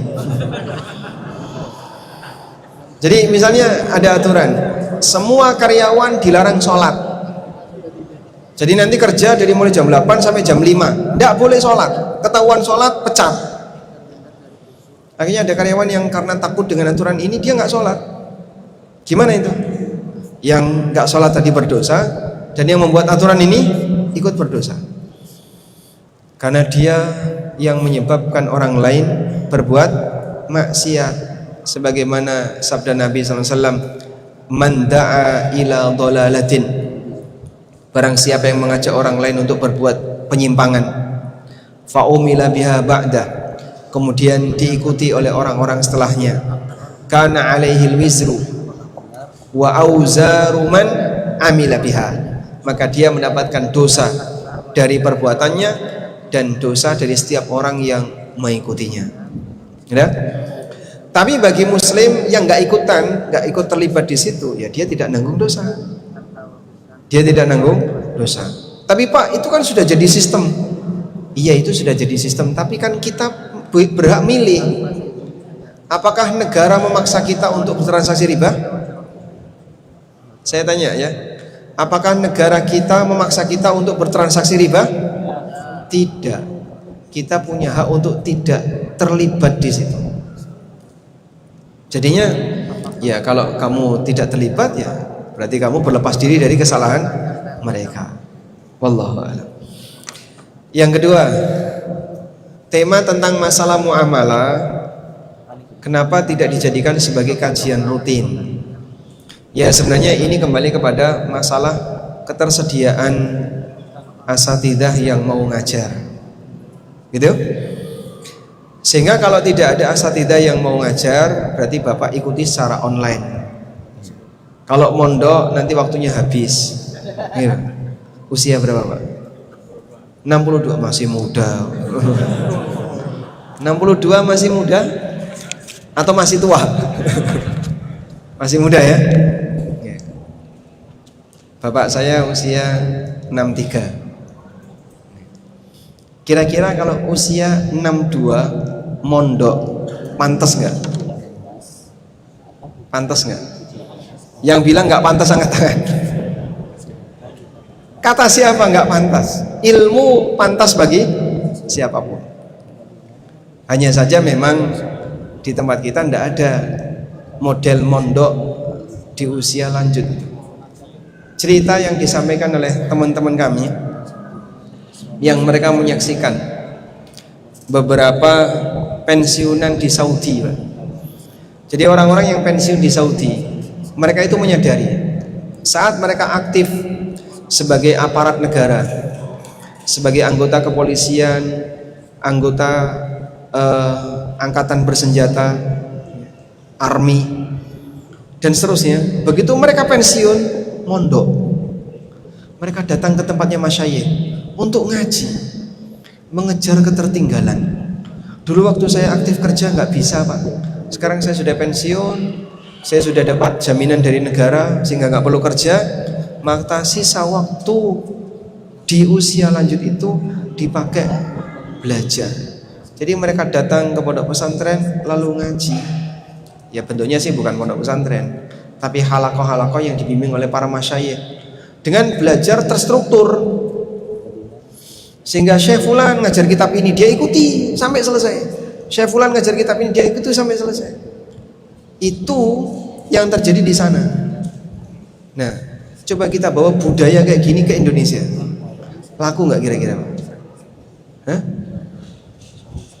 Dulu saya pernah membuat pesantren kilat lansia yang boleh masuk usianya 55 ke atas di Jawa, tapi ya alhamdulillah Pak, antri cuman 3 hari saja, Jumat, Sabtu, Ahad pulang, karena orang tua kalau lama-lama masuk angin. Sehingga seperti santri kan ya, santri makannya enak nggak? Hah? Enak. Orang tua harus lebih enak. Sehingga nilai ketahanannya tidak seperti santri, dikasih olahraga atau apa. Nah itu yang kemudian kita keberatan. Kalau dibuat pesantren lansia gimana Pak? pesantren lansia itu terlalu merepotkan. Dikit-dikit sakit, dikit-dikit masalah. Sehingga harus siaga dokter di situ. Tapi kalau santri kan sakit, biarin aja, nanti sembuh sendiri ya. Wallahu a'lam.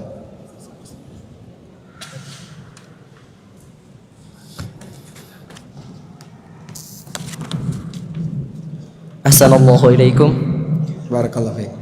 Apa hukum membeli cicilan emas online menggunakan aplikasi sedangkan tidak ada akad lisan secara langsung? Sedangkan apa? Tidak ada akad lisan. Ada Akad lisan akad lisan. secara langsung. Akadnya lisan secara langsung, tapi pembayarannya nyicil. Ya sama saja ya. Kemudian bagaimana kiat-kiat seorang ibu rumah tangga dan wanita karir agar istiqomah dari ibadah dan terhindar dari kufur dosa-dosa besar?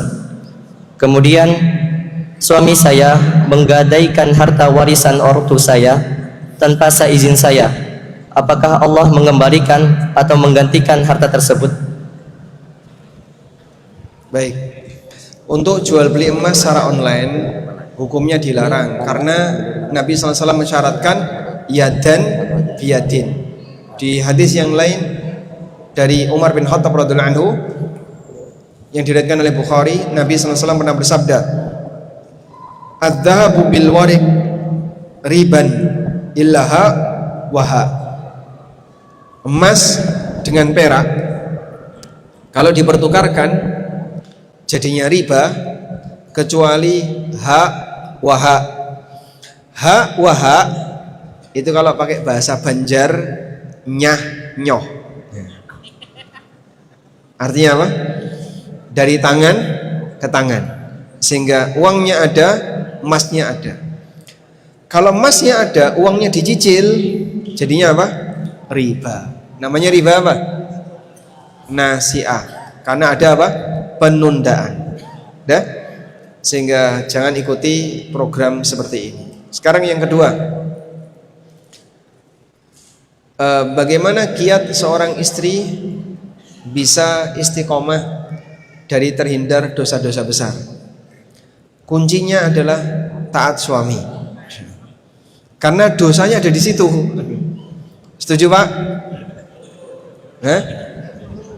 Setuju. Bapaknya langsung gampang aja bilang setuju ya. Karena dominan dosanya wanita dibocorkan oleh Nabi SAW. Ketika beliau menyampaikan khutbah itu, ada seorang sahabiat yang tanya, "Walima ya Rasulullah? Kenapa wanita banyak nyemplung neraka?" Nabi SAW mengatakan, "Yakfurnal ashir wa yukthirnal la'na." Karena mereka banyak kufur kepada suami. Kufur kepada suami gimana? Tidak pandai berterima kasih kepada suaminya. Sehingga ada istri itu yang dilihat kepada suami itu salahnya terus. Kelebihan suaminya dilupakan. Salah kecil diingat-ingat. Betul nggak Pak? Hah? Kok nggak berani jawab gimana? Tidak ada di sini Pak ya. Orangnya tidak ada di sini. Mungkin di luar sana ya. Kalau sudah ngaji alhamdulillah lebih teratur.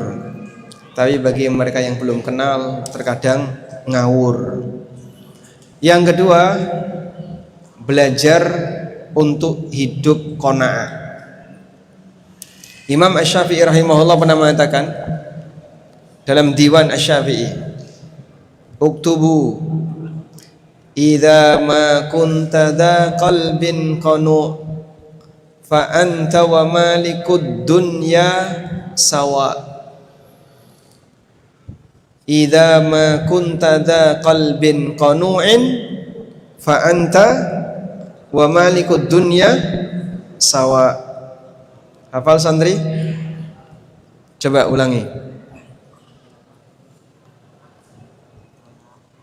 Idza ma kunta dza qalbin qanu'in fa anta wa malikud dunya sawa. Kalau kamu punya hati yang qanaah, maka kamu sama dengan raja dunia. Sebab ketika dia qanaah, dia merasa puas dengan apapun yang dia punya. Dan ketika berinteraksi dengan orang lain, lihatlah ke bawah. Sebagaimana pesan Nabi SAW, unduru ila man huwa asfala minkum.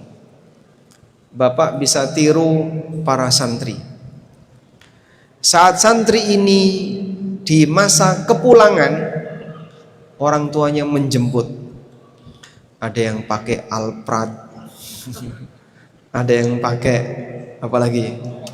Hah? Apa? Ducati.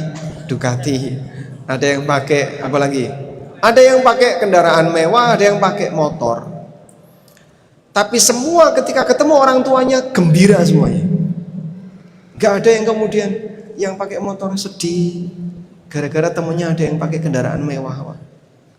Subhanallah, mereka belum punya hasad.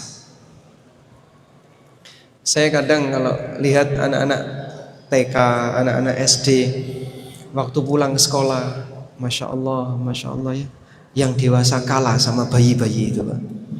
Anak-anak SD itu ketika penjemputan kan kendaraannya beragam, dari mulai yang motor butut seneng batuk-batuk dengan yang kendaraan paling mewah, ada yang mobil listrik, mobil ini.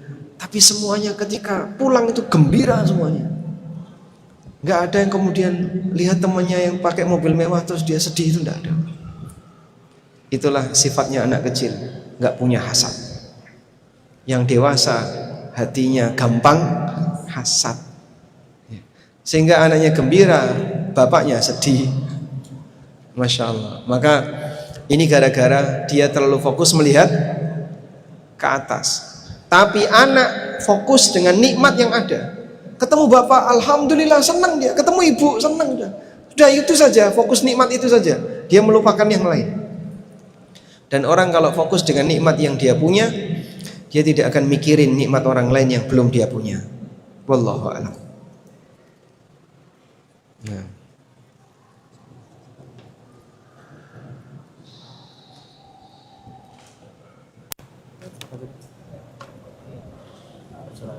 Bismillahirrahmanirrahim. Assalamualaikum ya Ustaz. Barakallahu fikum. Ada 3 belah pihak ya Ustaz. Yang pertama, pihak A itu sebagai pembeli, kemudian pihak B sebagai penjual, kemudian pihak C sebagai pihak konveksi. Di sini sistem penjualan C sebagai apa?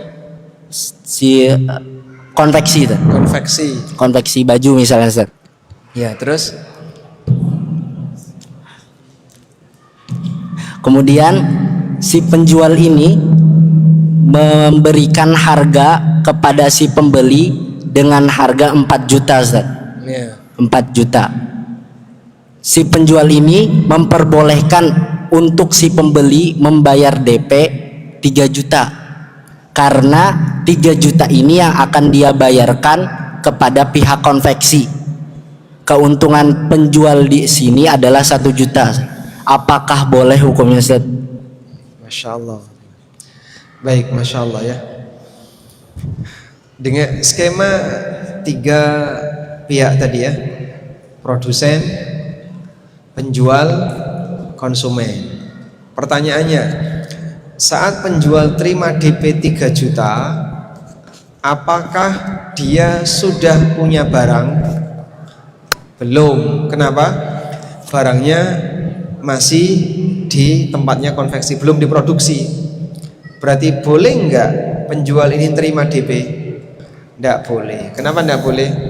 Karena dia belum punya barang. Kecuali kalau dia konveksi. Kalau penjualnya konveksi malah boleh. Sehingga kalau konsumennya ini langsung transaksi dengan konveksi, ini belum jadi. Kalau mau dibuatkan DP dulu 3 juta, bayar 3 juta, boleh. Karena dia bertransaksi dengan produsen. Paham ya? Tapi kalau dia transaksi dengan perantara produsen alias tengkulak orang yang beli dari produsen, maka dia tidak boleh sebelum memiliki barang itu. Wallahu a'lam.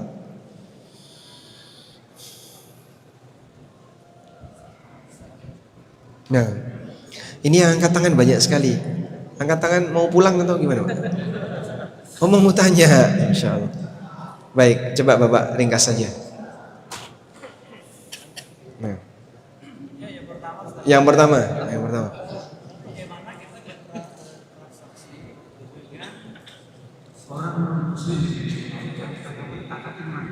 Bertransaksi dengan non Muslim. Ya. Jual?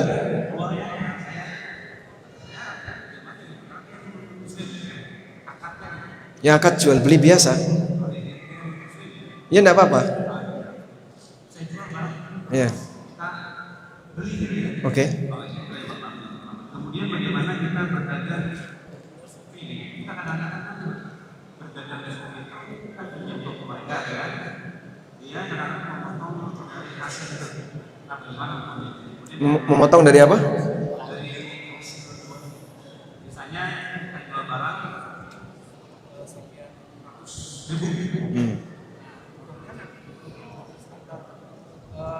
ribu, tapi enggak 30.000 dipotong karena kita biaya kan taruh barang di Shopee kan. Ya. Ya. Nanti dipotong sama Shopee. Boleh. Jadi dua-duanya boleh, Pak. Dengan non Muslim itu ya akad biasa, Pak. Mau disebut jual beli, akad sewa menyewa, akad apa lagi?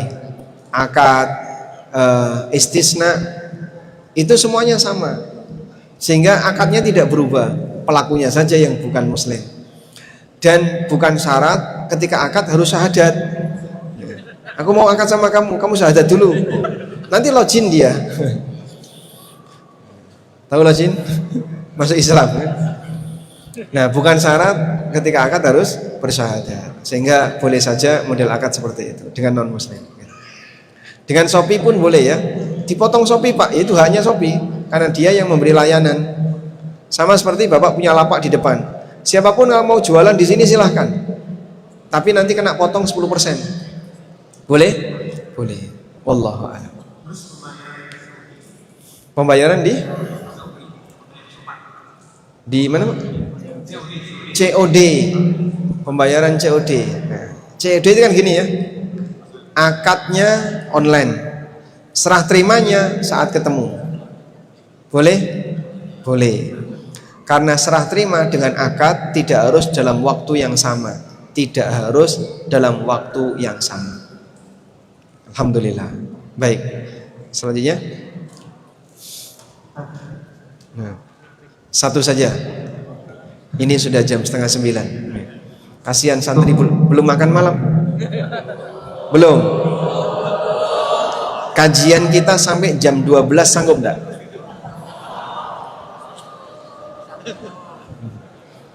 Nanti diprotes sama mereka ya. 2, 1 saja.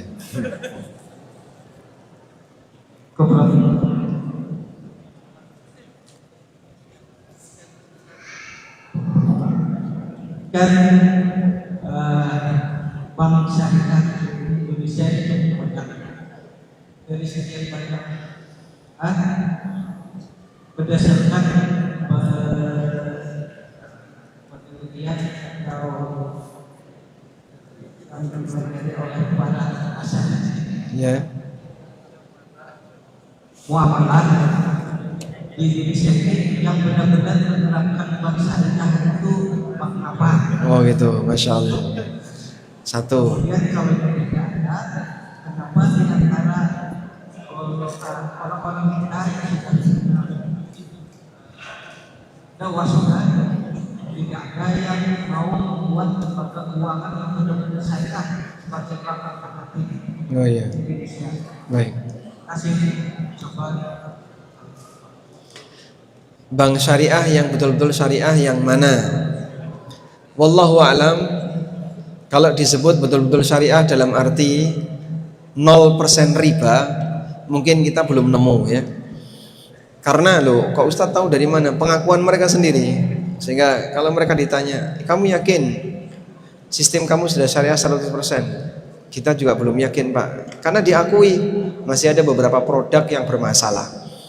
Makanya yang lebih baik bukan menilai global, tapi menilai kasus, menilai produk. Sehingga saya kalau diminta untuk menilai, kita lihat produknya saja.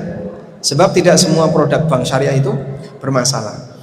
Sebagai contoh, misalnya produk wadiah. Produk wadiah itu boleh di bank syariah.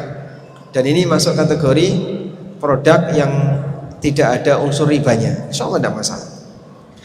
Nah kemudian kalau ternyata tidak ada yang 100% syariah, kenapa kaum muslimin yang sudah kenal dakwah sunnah ini tidak membuat bank syariah? Kalau kira-kira dibuatkan bank syariah, apa sanggup? Kenyataannya umat muslim sendiri Pak ya, diajak sesuai syariah itu banyak yang protes. Apa syariah mahal? Nah, itu komentar satu. Yang kedua ribet, komentar dua. Komentar tiga repot, sama ya. Sehingga kenyataannya banyak orang ketika diajak syariah itu tidak mau, dan itu muslim Pak. Maka andaikan Pak, Piagam Jakarta yang dulu mau disahkan, bahwasanya sila yang pertama adalah ketuhanan yang Maha Esa dan kewajiban menjalankan syariat Islam bagi para pemeluknya. Andaikan ini ditetapkan sebagai undang-undang negara, mungkin banyak kaum muslimin yang masuk penjara. Iya Pak, karena orang muslim sendiri nggak mau Pak. Sehingga kita ketika coba kita buatkan yang kayak gini, udah saat ditawarkan ke tempat yang lain, oh, kok kayak gini ya Pak Ustadz, repot banget tuh Pak Ustadz. Karena dia sendiri merasa syariat itu merepotkan. Itu orang yang suudzon kepada syariat, dan itu banyak sekali di negara kita. Maka edukasi kayak gini ini butuh waktu panjang sampai kesadaran mereka sudah bagus, barulah nanti kita bisa punya lembaga-lembaga yang dukung itu. Dan sebenarnya juga sudah ada, cuman tidak selaris bank syariah. Tapi berawal dari BMT. Misalnya kalau di Kalsel ini kan yang cukup terkenal BMT apa? Ar-Rahma. Nih, misalnya itu ya. Dan kenyataannya ketika ditawarkan kepada yang lain, enggak mau, itu repot, itu ini dong. Dia tidak mau, padahal sudah ada.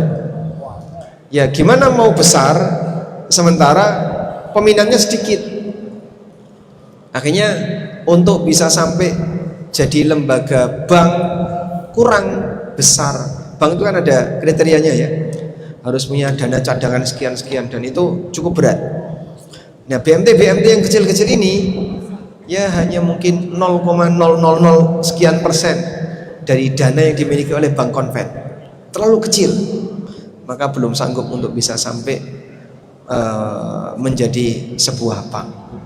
Wallahu a'lam. Baik, walhamdulillahirabbil alamin. Mungkin itu yang bisa kita sampaikan, semoga bermanfaat. Wassallallahu ala nabiyyina Muhammadin wa ala alihi wa sahbihi wasallam. Wa akhiru da'wana alhamdulillahirabbil alamin. Wassalamualaikum warahmatullahi wabarakatuh.